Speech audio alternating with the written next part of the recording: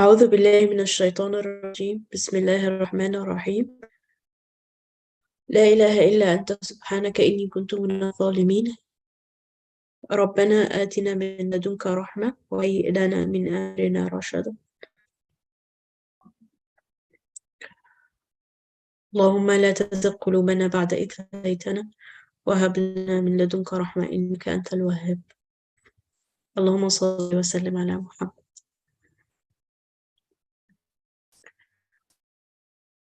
Assalamu alaikum, everyone. Alhamdulillah, we're here today, and thank you for coming. Last time, I think you guys discussed the first table, and as it says, the table is depicting the reality of the world of the heedless. Today, we are starting from the second table, and the table is indicating the reality of the world of the people of guidance, those with easy, peaceful hearts. I think the first thing that I would like to ask myself is what's it like to have an easy heart?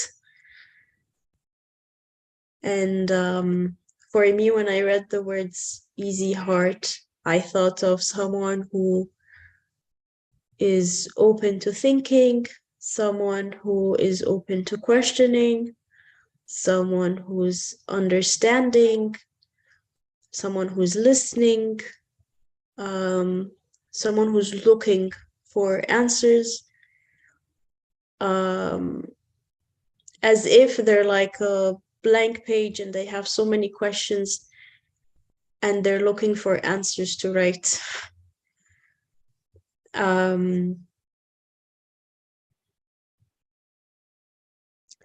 Having peace in his heart. Now, looking forward, how can I feel peace in my heart? Okay, so it's as if we're saying my heart is looking for something or is struggling with something, and how is it that I can have a peaceful heart? Yes. Okay.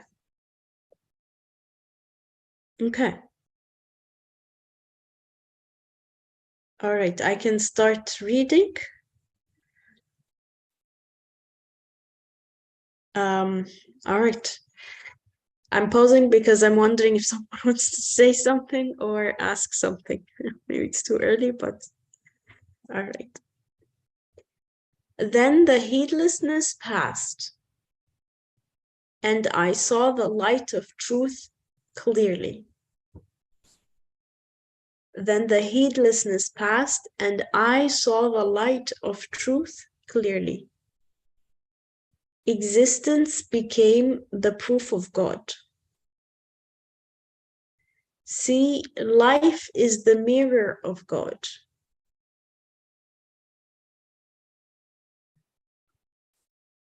Go ahead. I've got the impression that you have a question there, or you would like to make further comment. Life is the mirror of God. Yeah, you are right. That needs to be studied. Very briefly, the heedlessness passed, and I saw the light of truth clearly. What does it mean? If someone wants to see the truth, it's very easy. He has to leave back the heedlessness.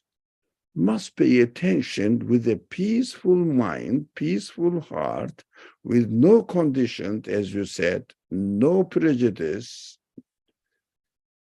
What is going on in this world.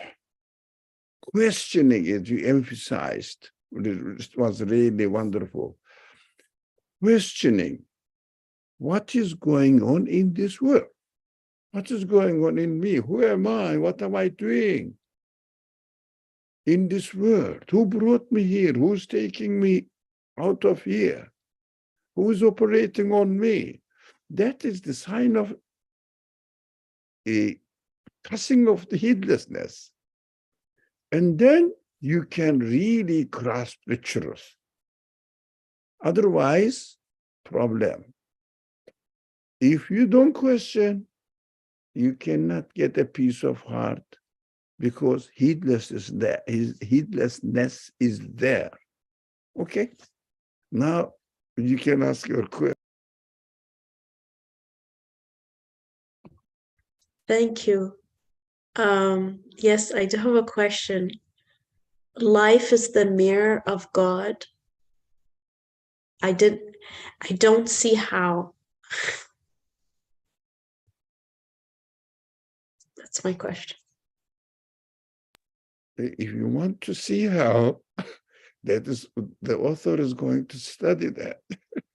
That the life is the mirror of God. But it may be my life. That's what I understood. I think anybody else wants to make any further comment, I can stop.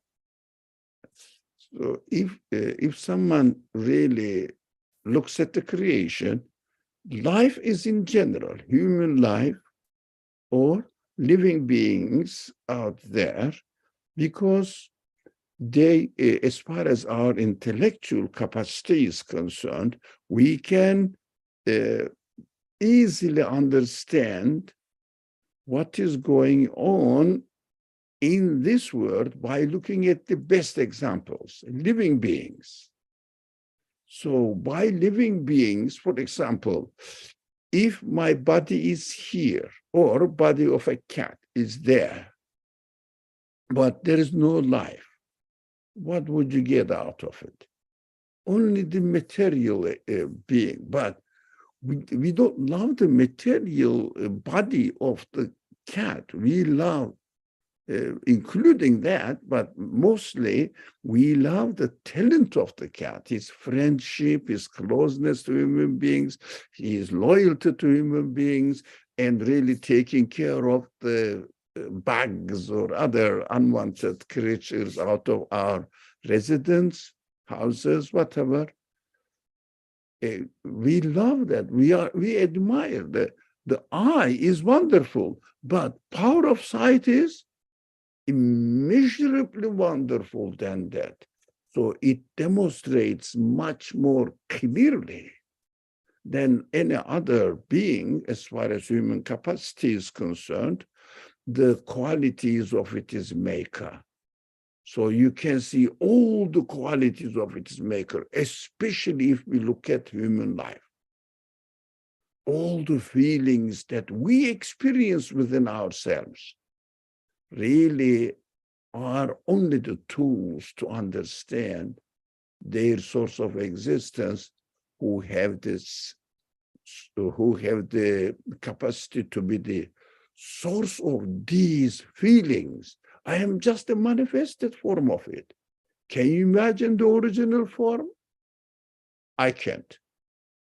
Original form is only, I can attribute it to the creator, the owner of the universe. So I cannot imagine the creator of the universe within the creator. But I understand that such a being must exist with these qualities. And that being must have the absolute form, original form of these qualities that I am experiencing within myself.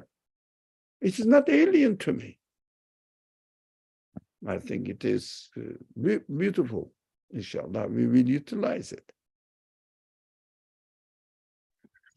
Thank you.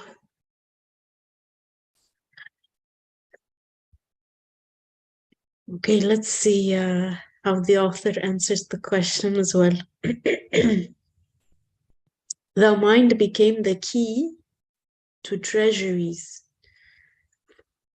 C, transience is the door to permanence.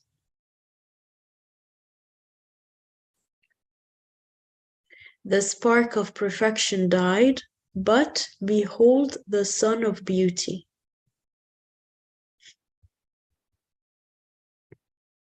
Okay. So, raise your hand if you want to say anything. Separation became true union. See, pain is pure pleasure.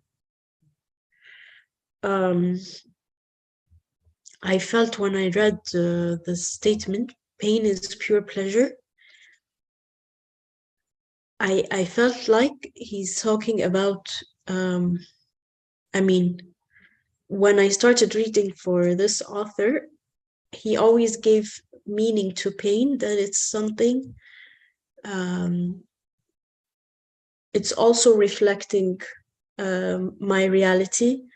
It's also a way to get me closer to what I want as a human being.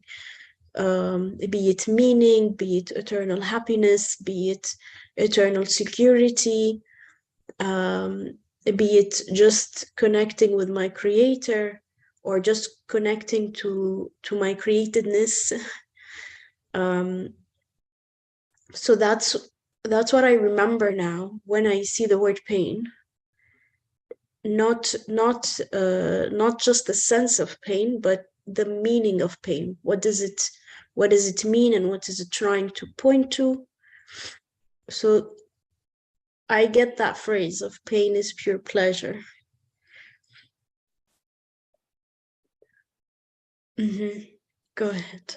Now, it is interesting, because if you say this to it's an ordinary man in the study, saying that pain is pure pleasure,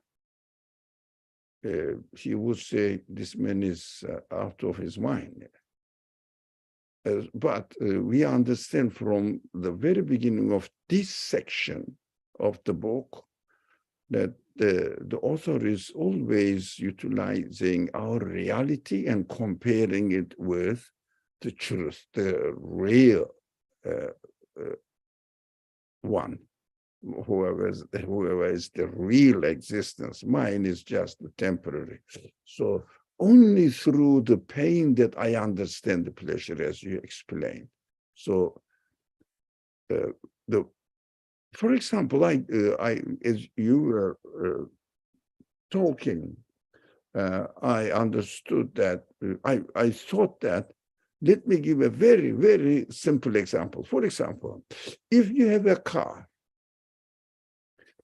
it never gets into any trouble, any accident, it never gets worn off and gets old, and it never breaks down. It's always like this. But would you take care of it? No.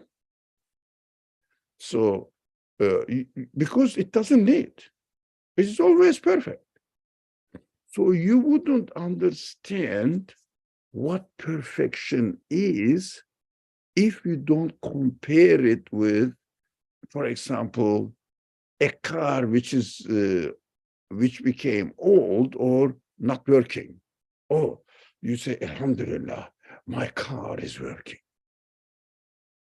You see, human beings are given the ability, or endowed with the ability to think of the reality of this world only by making a comparison. So, for example, can you imagine if there was no pain of temporariness, this life is passing, no pain of, oh, I'm getting old, I'm going to die, my mother is getting old, and she is going to leave me, and I'm going to put her body into the soil, unimaginable. And what we want? We don't want these things to happen. Oh, what is the answer to this desire? I always ask this question. It is a standard language in my vocabulary. Where did I get this? desire for eternity. If there was no pain of transience, there would be no way to understand that we have to look for a solution. I think we have to be very thankful for being in pain. Because only through the pain that we look for the solution. Otherwise, we are so lazy. I am so lazy. Thank you.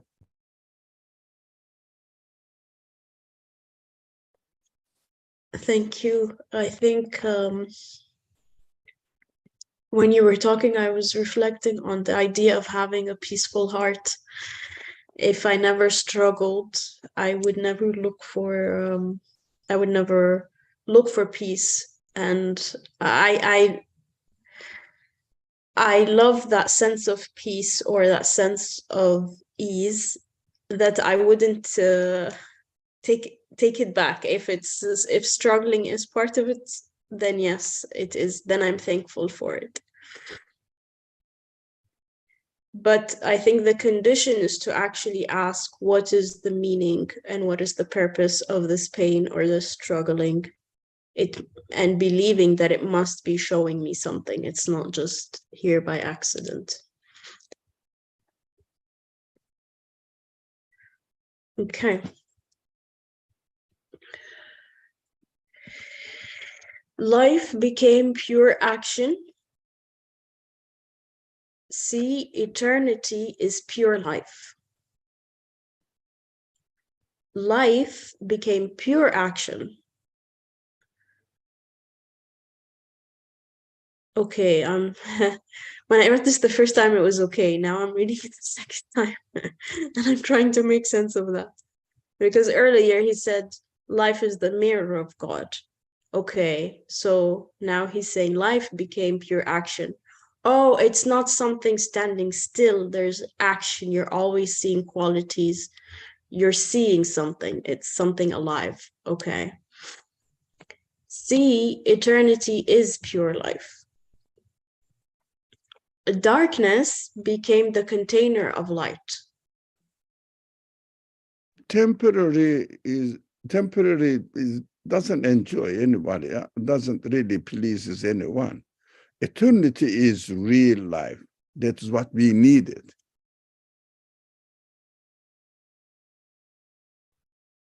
Okay, you're finished?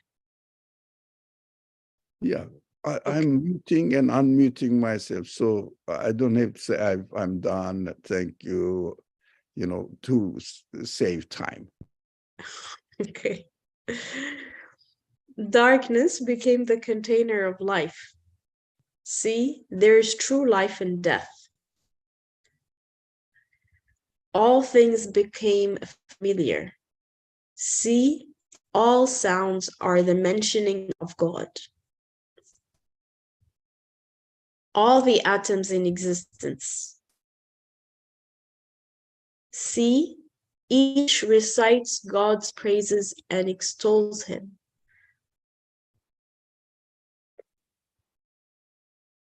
I think the first time I read it, I didn't get it, that each atom is reciting God's praises. Like I was asking myself, does this really make sense to me? And then I said no. But when the phrase of life is a mirror of God, now it makes sense to me.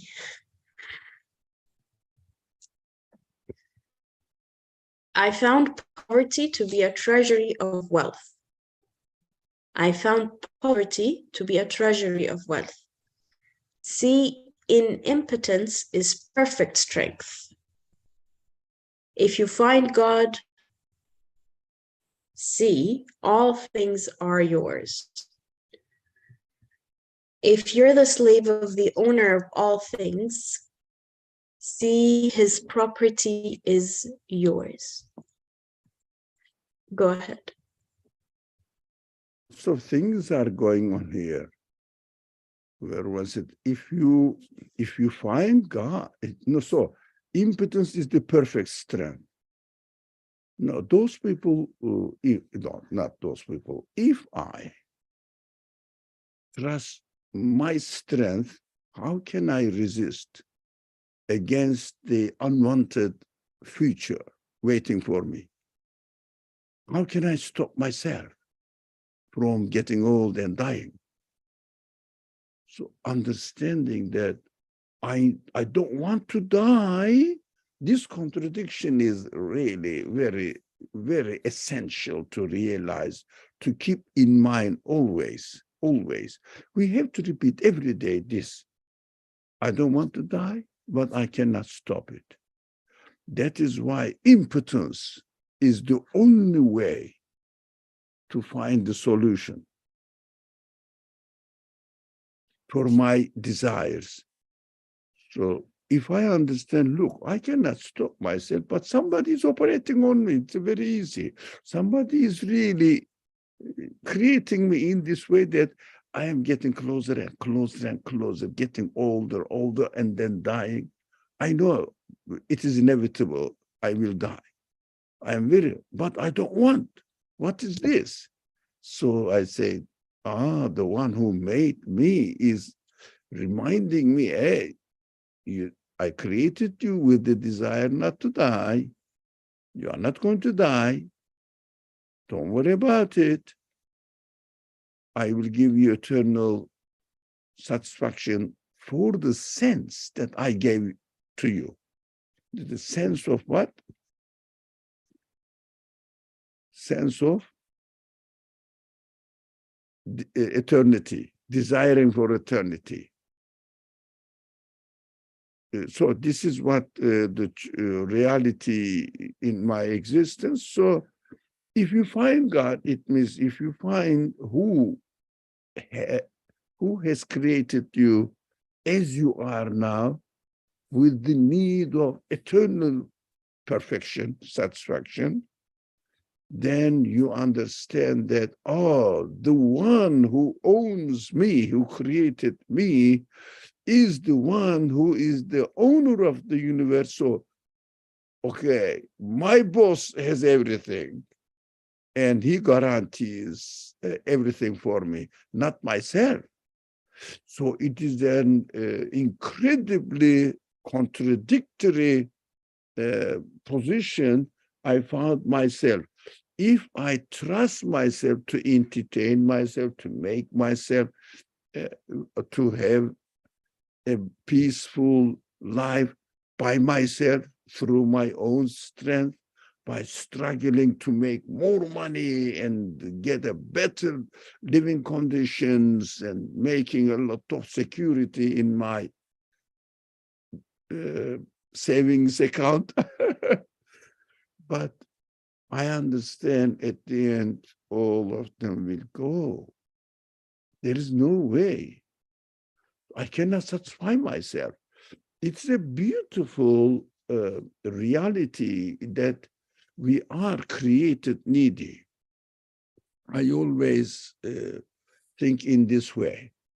Although people try to say, no, make yourself happy, try to do this in the morning, when you wake up, do some yoga, or the concentration, this kind of things, looking for a solution within themselves, by themselves.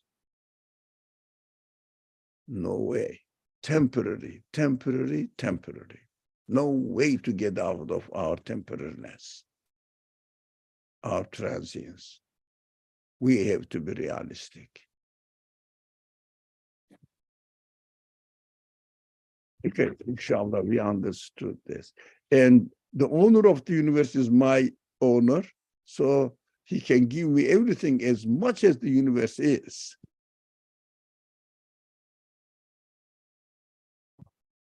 Thank you. I think for me, when I read, if you're the slave of the owner of all things,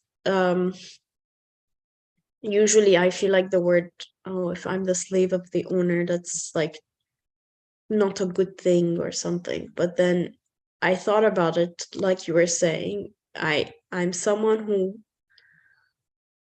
wants a lot of things or needs a lot of things, yet I cannot accomplish it.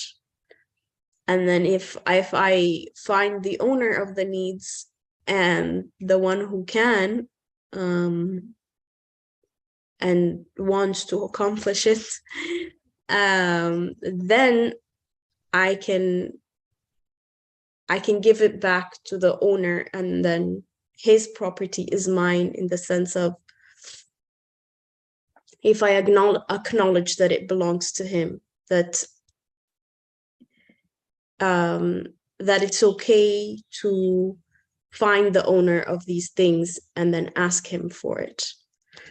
Yeah, And if I am, sorry, no, I'm done. if I am not arrogant, for example, if somebody invites me to his house and says, let's have dinner together, whatever he has in his kitchen is mine. It's beautiful. So if he's a poor guy, he cannot offer me more than just ordinary, simple rice, then that is what I will have it. I cannot have more than this.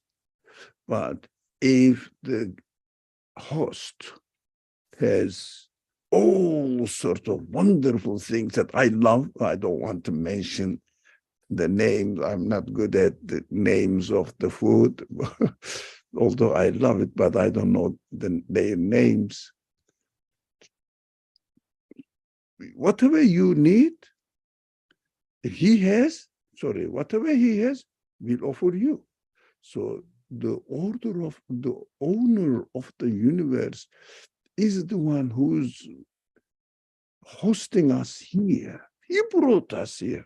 We didn't come. No, without realizing, we found myself as a guest in his house of the universe. So if someone says, oh, I am here in this house, I am going to feed myself, what shall I do? But without realizing the power, the capacity of the guest, I will try to cultivate the land, get the food as much as I can. Rather than doing that, no, the host, can I ask him? I need dinner. Huh? Let me see. Admit, it doesn't mean laziness. No. The relationship, this is just an analogy, the relationship between me and the owner as a guest and the host. So, can I have dinner? He will say, oh, if you ask me, why not? I will give you. I gave you this desire. He created my sense of hunger and neediness. I gave you this desire. So that's what I am expecting you to ask me with this desire. This relationship is beautiful, very human, very realistic, not imaginary. But that is the problem. If I reduce my existence to only being a body, not taking notice of my spirit, my feelings, of course, I cannot see the creator really. I say, my body happened to be in this way, and that is what I have to do without realizing, why do you want to satisfy yourself? The answer is, well, I want to satisfy myself, of course. I don't say and acknowledge. If someone doesn't acknowledge, no, I'm created with this need. And then immediately afterwards, who created me with this need? He must provide it. That is the promise. Through this need, he guarantees. He knows you, he's going to take care of you. Beautiful analogy. That is why the Quran is full of this, if you like, contradictions. You want this, you want this, you want this, but God wants something else. Your creator wants something else. See the contradiction.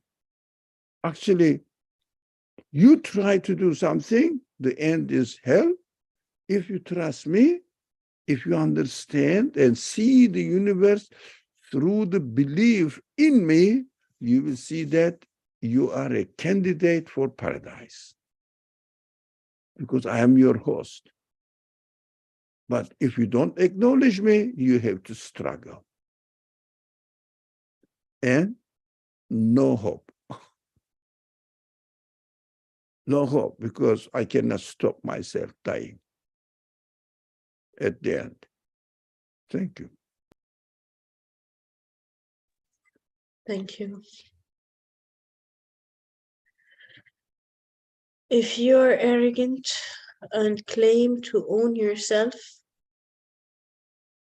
see it is trial and tribulation without end. Experience its boundless torment.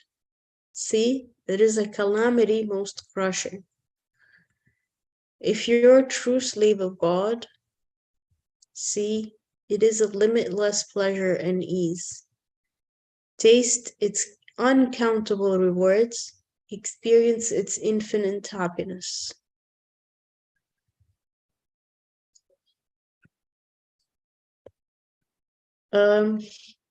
I guess a question I would ask myself, what does it mean to be a true slave?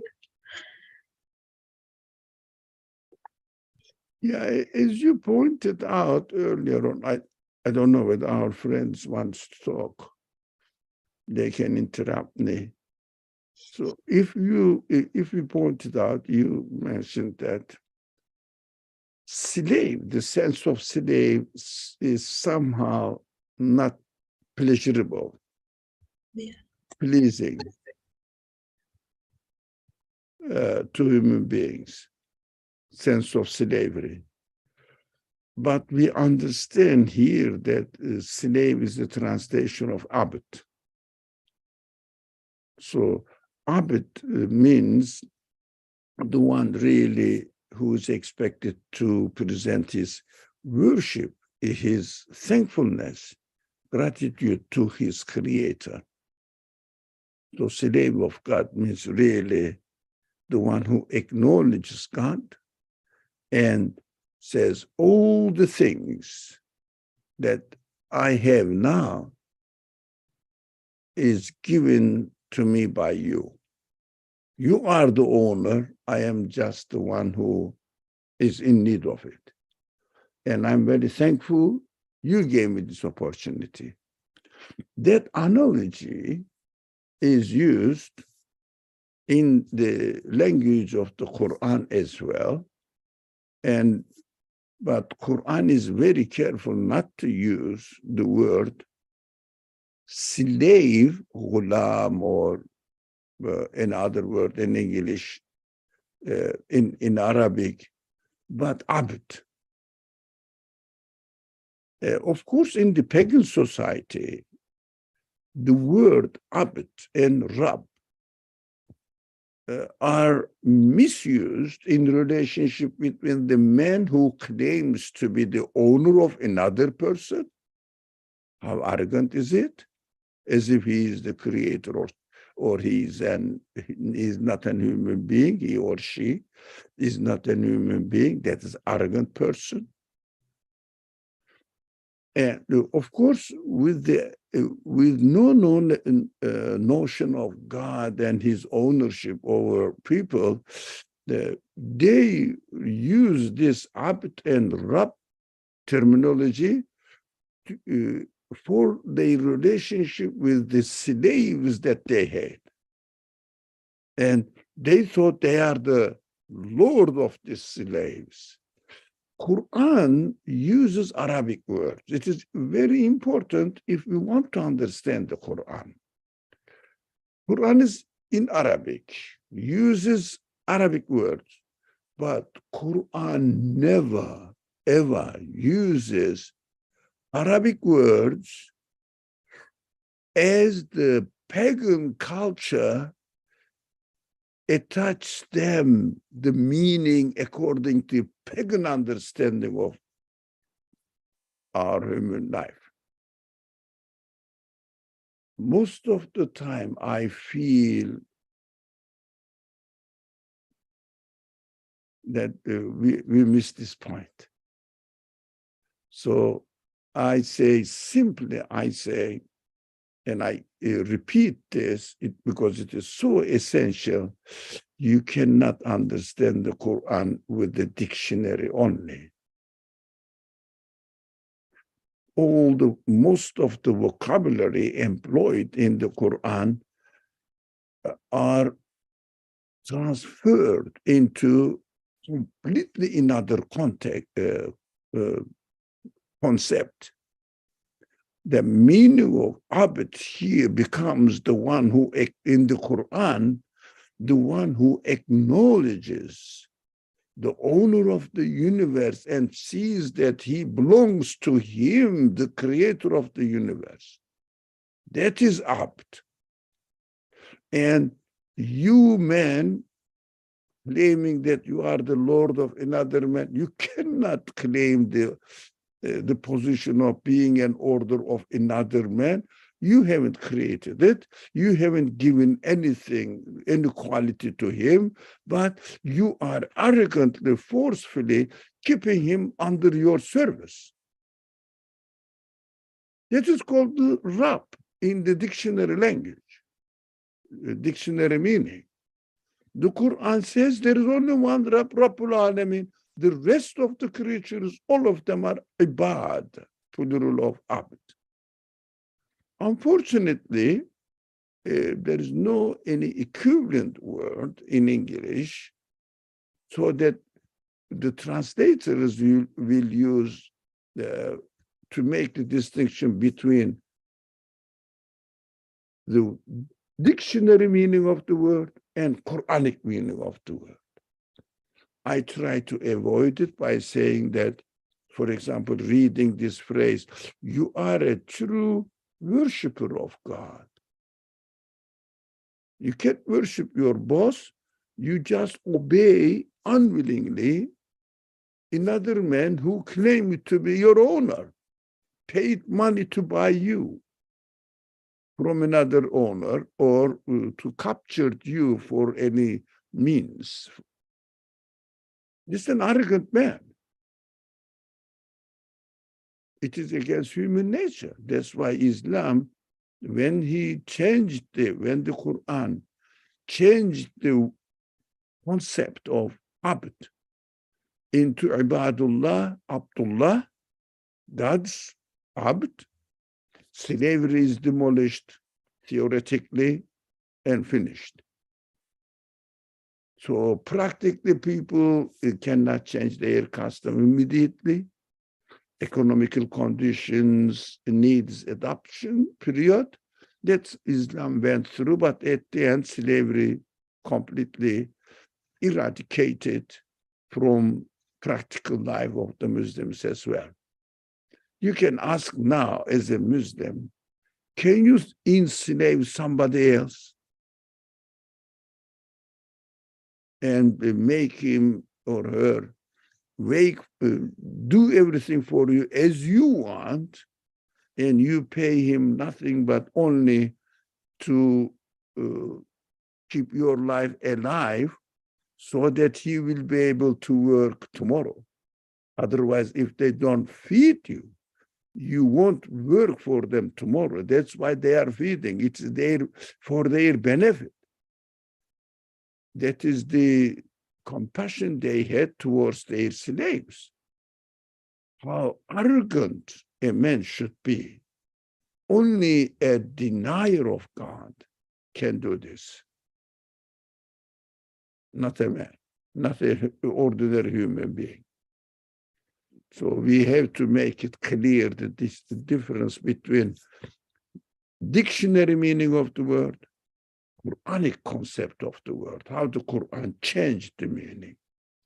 This is obvious in the word abd, but we have to be careful. There are many, many concepts in the Quran needs to be reconsidered and give a Quranic concept, the meaning of the concept of the Quran. Thank you. Anne wants to speak, I think. Yes, thank you so much for making this translation clearer of what Abid means. I remember you explained it a couple of years ago. I've been listening to these discussions for 3 years now. And then I forgot. And then I forgot about it. And then this morning you reminded me again what that word really means, Abid. And it's so helpful. I really appreciate your explanation. Thank you.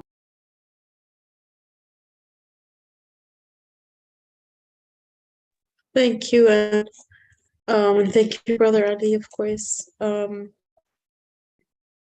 don't know why I remembered the verse,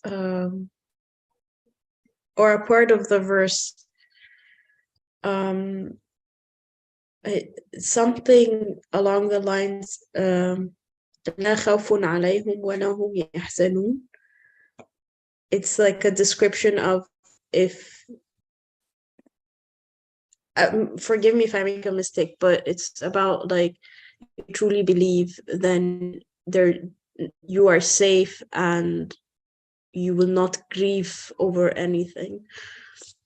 And I felt like, okay, if I do have a peaceful heart, if I know who my owner is, if I know who to appreciate, if I know who to attribute everything to, if I know who to ask for help,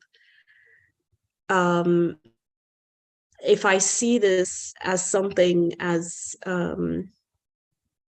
liberating for me to know all of this, then it's definitely a limitless pleasure and ease. Yeah. Okay. That was the end of the table. So this table was supposed to show us how is it to what is it like to have a peaceful heart, or to be in the mind of the guided. And then we'll move to another supplication / poetic kind of thing. So it says, 25 years ago in Ramadan, after the afternoon prayer, I read Sheikh Abdul Qadir Jilani's composition in verse about the most beautiful names. I felt a desire to write a supplication with the divine names, and at that time only this much was written. He is the enduring one, the wise judge of affairs. We are under his decree. He is the just arbitrary. His are the heavens and the earth. The one knowing of the secrets and hidden matters in this dominions. I see some notes here. Would you like to share them? Yes, I think arbiter is hakem. It means decides on in a just way. God doesn't really, I'd say, infringes or discards somebody's right, because we see he is so just in the creation, abuse, and also in this world, materially, we see how just he is. Whoever works gets the result. I mean, doesn't make the distinction, the creator doesn't make the distinction between the believers or non-believers in this world as far as the material world is concerned. So, for example, a very devout person is ill and doesn't get medicine, but a very arrogant man has the same illness and gets the medicine which really is useful and curing, then the arrogant man is cured. That is his justice there. But of course, his justice definitely takes place in our spiritual life as well. In our spiritual life, if I am arrogant, I will be rewarded accordingly. If I am thankful, I will be rewarded accordingly again. If I'm thankful or if I am arrogant. So if I say, I can really make myself happy by myself, you are welcome. God says an arbiter, the hakem in Arabic, el-hakem, well, just, but just hakem. For somebody knows Arabic. If I trust him, I will be rewarded according to his capacity. If I don't, I will deprive myself. Well, the second one is you highlighted. No, I highlighted. Anyways, the one knowing of the secret and hidden matters in dominion. Hidden matters in his dominion. And I wrote on the side, angelic side of the creation, hidden. For example, if you have the book, it doesn't mean that you got the information in it. What do you have to do? You have to read it in order to get the information. This meaning in the creation of the world, is hidden unless some intends to read it. Otherwise, it becomes, it remains hidden. So I think it is clear, isn't it?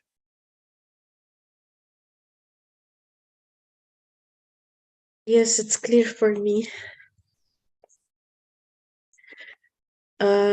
But let us know if something's not clear. Please share your questions. Okay. All right, this application continues to say, he is the all-powerful, self-subsistent. He is all from the throne to the ground. The perceiver of the fine points and embroideries in his art. He is the creator, the loving one. His is the beauty and the splendor.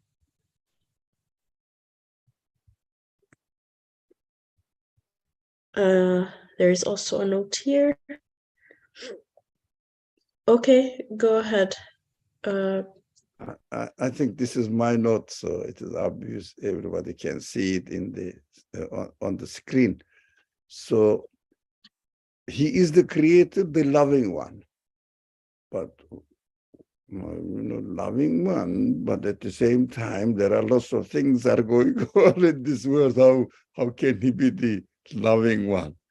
So there are lots of disasters, calamities, or whatever you call them, and also, yes, he gives us life. There is a philosopher, famous philosopher, he says, within his own frame of thinking, he says, as farmer feeds the animal, domesticated animal, feeds for what? For their meat. So he is feeding it for his own benefit so that he will slaughter them and get the meat and sell them and more money. It seems to be very logical. Yeah, it is. As far as the farmer, needy, created person is concerned, yes, it is logically correct.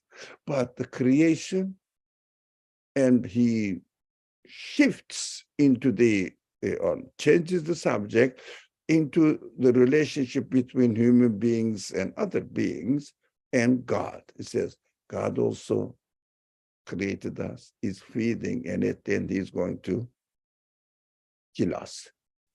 As if he's a farmer, needs the meat, and he's going to sell human body to some. She's so crazy, so simple-minded. He thought that what is also the author, this author says, almost all of the mistaken understandings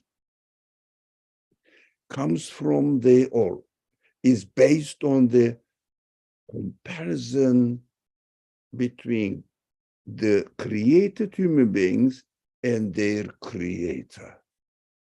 Likening God, thinking of the creator in terms of their own capacity.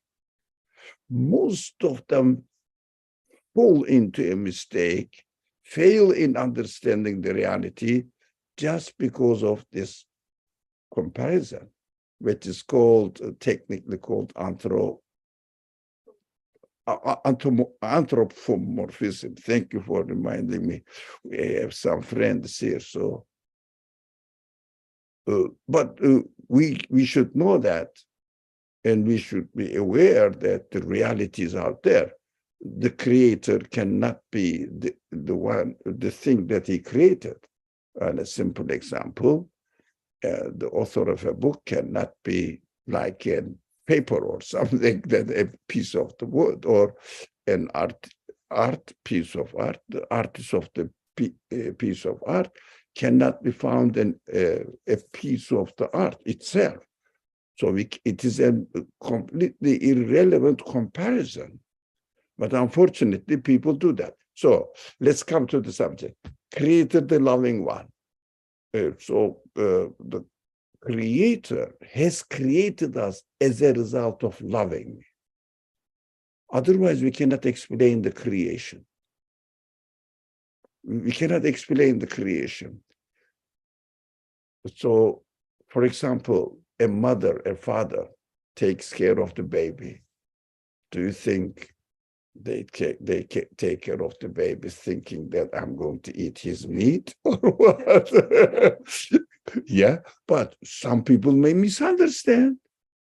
Say that I'm going to take care of him while they are baby, and they grow. When they grow, they will take care of me. That is their misunderstanding. But we have to realize that I am created with the sense to take care of the baby. It is impossible to leave a baby here. You see, try. Leave a baby in the street and go and watch what the people are doing there. There is a baby crying in the street. Maybe all the people passing by will gather them, and you will see the scenery or no? No, how do you call this? Police signals? Sirens. Sirens of the police, because they call police. There is a baby here. There's a baby here. Yeah, I stand there, no one takes care of me. But when it is a needy one, everybody takes it. It is in human nature. That's how we are created. So we shouldn't bargain with God that I'm going to take care of the baby using the sense you gave to me, so that he will take care of me in return, like a farmer. Unfortunately, even some Muslims have this concept. It is scary. Are you a farmer? What are you doing? You are an employee of the creator, who created you with this sense. You have to take care of the baby. So we understand that the creation itself is nothing that the creator is expecting from us. He's not going to utilize us. When we grow, we will take care of his universe to control it, because he may be tired at the end or gets old. It is like impossible to imagine the creator is always active, always, Hayyu Qayyum. So It is always alive. It is always the sustainer of the universe. There is nothing in the universe that shows the sign of getting tired, getting old, anything. Perfect creation continues to